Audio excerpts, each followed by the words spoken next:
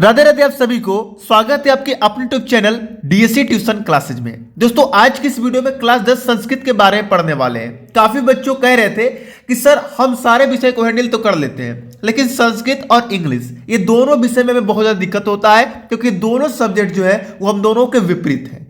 इसलिए आज की इस वीडियो में हम क्लास 10 संस्कृत के संपूर्ण बहुकल्पीय प्रश्न को देखने वाले हैं। मतलब आज की हम बात करेंगे कि जो संस्कृत के पेपर में 20 एमसीक्यू पूछे जाएंगे उनको कैसे आपको सॉल्व करके आना है। ठीक, देखिए एक बार में सब स्वाहा मैंने लिख दिया है, बस इतना ही पढ़ लो। हाँ मेरे भाई, आज की वीडियो में जो मैं बताने वाला हूं बस इतना ही पढ़ के आपको पेपर में जाना है। मेरी गारंटी है कि सारा का सारा क्वेश्चन यहीं से आएगा, फुल गारंटी है। ठीक है, चलिए वीडियो को स्टार्ट करने से पहले आप समझ लीजिए कि आपके पेपर में जो 200 एमसीक्यू पूछा जाएगा वो कहां से किस तरीके से पूछा जाएगा।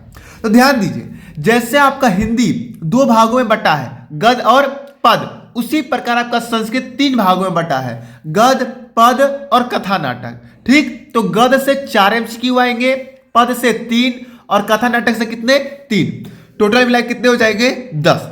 और 10 आएंगे संस्कृत व्याकरण से। समझ में आ गया? गद्य से कितने एमसीक्यू आएंगे 4, पद से 3, कथा नाटक से 3, टोटल 10 और व्याकरण से कितने 10 क्वेश्चन। अब आज की इस वीडियो में हम सारा तो नहीं देख पाएंगे, पूरा एमसीक्यू तो नहीं देख पाएंगे, लेकिन हाँ गद्य वाला पूरा खत्म जरूर कर लेंगे। ये गद्य से जो 4 एमसीक्यू पूछेगा वो आज की इस वीडियो में आपका पक्का हो जाएगा। मेरी पूरी गारंटी है आज ये जो है 4 एमसीक्यू आपका पक्का हो जाएगा। फिर अगली वीडियो में पद और कथा नाटक साथ में देख लिया जाएगा, फिर लास्ट में एक वीडियो व्याकरण देख लिया जाएगा। उसके बाद आपके संस्कृत का 20 का एमसीक्यू का काम हो जाएगा। चलिए शुरू करते हैं। देखिए आपके पेपर में जो 4 एमसीक्यू गद्य से पूछा जाएगा वो किस प्रकार पूछा जाएगा, थोड़ा ध्यान दीजिएगा। इसमें से गद्य से 3 एमसीक्यू आपके गद्यांश पर आधारित आएंगे, गद्यांश पर आधारित आएंगे। मतलब कि एक गद्यांश आपको दे दिया जाएगा, जैसे ये देखिए गद्यांश दिया हुआ है, इसके नीचे इससे रिलेटेड 3 क्वेश्चन दे दिए जाएंगे। इन तीनों का आंसर आपको इसी में ढूंढना होगा। तो ये 3 एमसीक्यू ऐसे मिलेंगे और एक एमसीक्यू आपको अलग से दिया जाएगा जो कि आपको इंपॉर्टेंट के तौर पर तैयार करना होगा। ठीक, चलिए तो जैसे कि ये गद्यांश दिया गया है, महाकवि कालिदास संस्कृत वीणा मुकुटमणि अस्ति, ये गद्यांश है। इस पूरे गद्यांश को आपको पढ़ना है। इसके नीचे दिए गए तीनों क्वेश्चन का आंसर आपको देना है। तो कैसे, ध्यान दीजिए। सबसे पहला क्वेश्चन है कि प्रस्तुत गद्यांश कस्य पाठस्य उद्धृत अस्ति, मतलब ये जो गद्यांश है ये किस पाठ से लिया गया है। तो जब आप पढ़ेंगे ना तो आपको मालूम चल जाएगा कि ये किस पाठ से लिया गया है। जैसे मैं पढ़ रहा हूं तो महाकवि कालिदास, पहला शब्द ही मालूम चल जा रहा है कि कवि कुलगुरु कालिदास चैप्टर से लिया गया है, इसलिए इसका ऑप्शन क्या हो जाएगा, ग नंबर सही हो जाएगा। देखिए इसका भी आंसर यहां से मिला कि नहीं, मिल गया ना। तो इसी प्रकार आपको करके आना है पेपर में। एक गद्यांश दे दिया जाएगा, उसके बारे में पढ़ना पड़ेगा आपको और उसके नीचे दिए क्वेश्चन का अर्थ आपको, मतलब आंसर आपको देना होगा। ठीक, दूसरा क्वेश्चन है कि संस्कृत वीणा मुकुटमणि केन इति गणित, तो यहां पर आप लिख सकते हैं बड़ेन कालिदासेन, तो कालिदासेन इसका ऑप्शन सही हो जाएगा, घ नंबर। कैसे, ध्यान दीजिएगा, इसमें आपको ट्रिक इस्तेमाल करना है।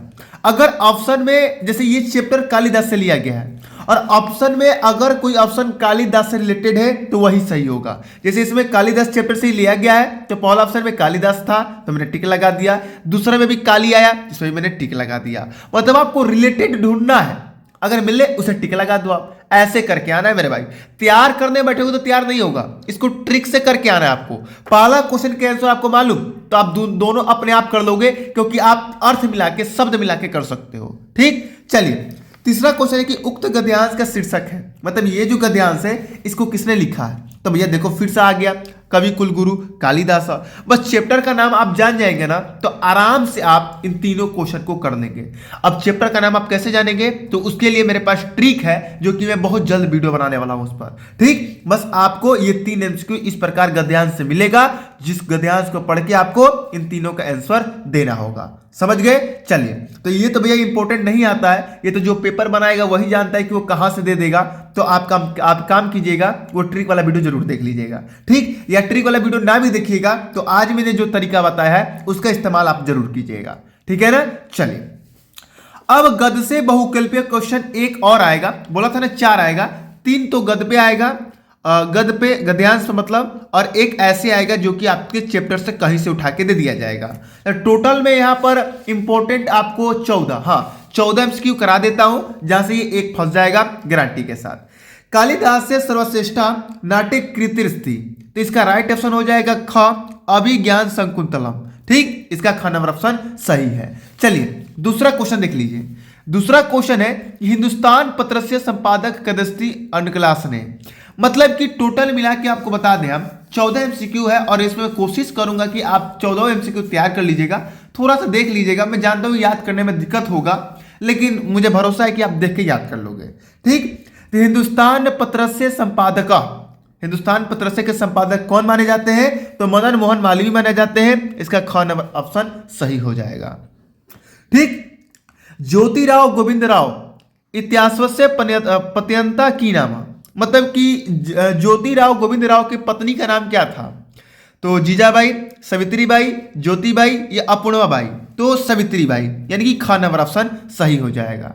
ठीक, चौथा क्वेश्चन है कि सावित्रीबाई कस्य समाज सुधारकस्य पत्नी अस्ति, सावित्रीबाई कस्य समाज सुधारकस्य पत्नी अस्ति?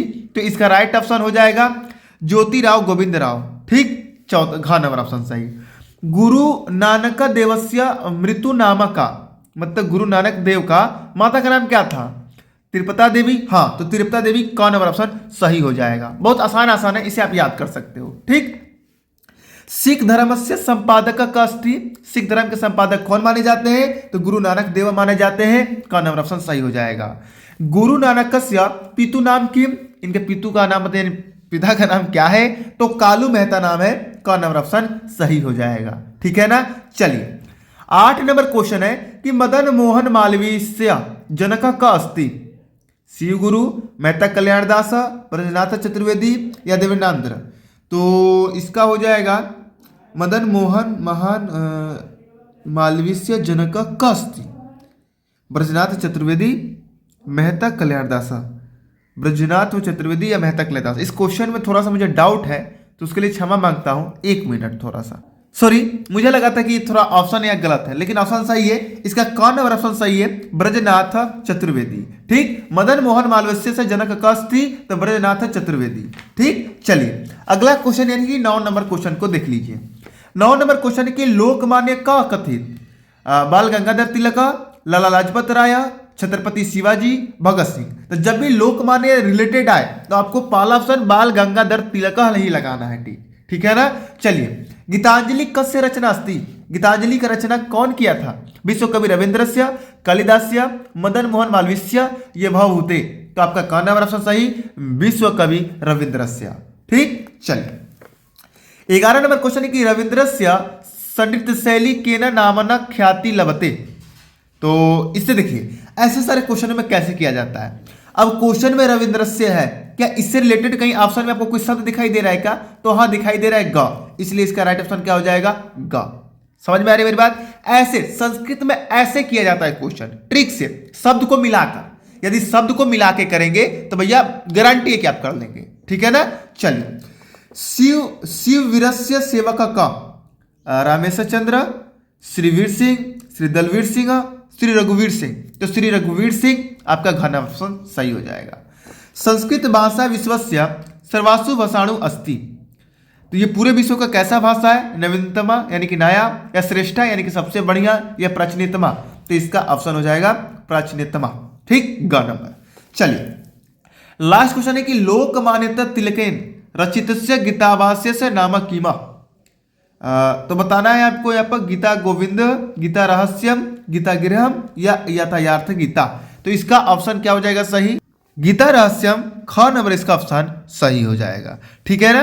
तो ये टोटल मैंने 14 एमसीक्यू बताए हैं। यदि आप इनको तैयार कर लेते हो, इनको तैयार तो 5 मिनट के अंदर कर लोगे, तो आपका यहां से 1 एमसीक्यू फंस जाएगा, और एक जो मैंने बताया था गद्यांश वाला वो तो आप खुद ही कर लोगे। उसका मैंने तरीका बता दिया है कि शब्द मिलाकर पहले तो पाठ का नाम जान लीजिए, और पहला क्वेश्चन करने के बाद दूसरा तीसरा आप खुद ही कर लोगे। ठीक है ना। तो इसका टेंशन आप मत लीजिए। अब बचा क्या? पद और कथा नाटक, इन दोनों का एमसीक्यू मैं बहुत जल्द करा दूंगा। ठीक है ना। तो आप टेंशन मत लीजिए, आप इंतजार कीजिए इस वीडियो का, मैं बहुत जल्द लाने की कोशिश करूंगा।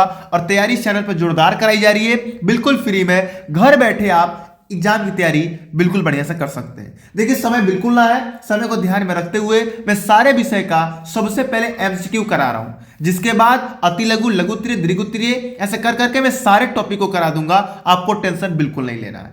चैनल से जुड़ जाइए, चैनल को सब्सक्राइब कर लीजिए, बेल आइकन जरूर दबा दीजिएगा, जिससे जब भी हम वीडियो अपलोड करें उसका नोटिफिकेशन आपके पास पहुंच सके। और शाम को 6 बजे वीडियो आता है और सुबह में 7 बजे वीडियो आता है, ये ध्यान में रखिएगा। अगर सुबह में 7 बजे ना आया तो शाम को 6 बजे गारंटी के साथ आएगा। ठीक है ना?